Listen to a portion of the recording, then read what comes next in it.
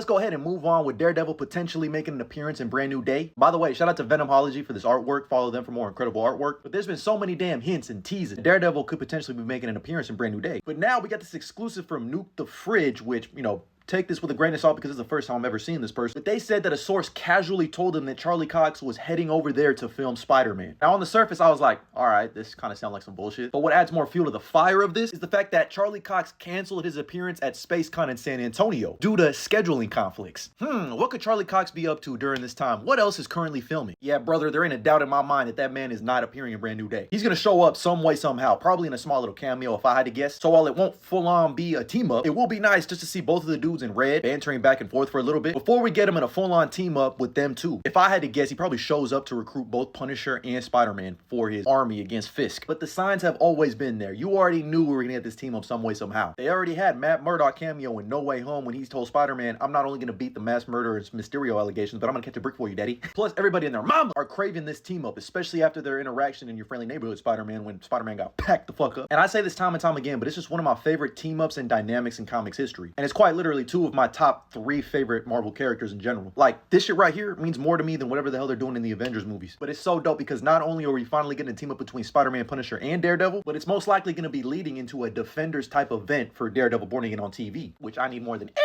And what really tipped me off to the fact that I thought Daredevil was going to appear in Brand New Day was when we started getting rumors that a bunch of fucking villains were going to be cameoing, like fucking Ramrod, who I would classify more as a Daredevil villain. And as a matter of fact, Daredevil, Spider-Man, and Black Widow teamed up to stop him the first time. Plus, with the political climate of New York City and Fisk outlawing all vigilante, it would just feel like a fucking crime if they didn't have them interact in Brand New Day, setting the table for his army against Fisk's army.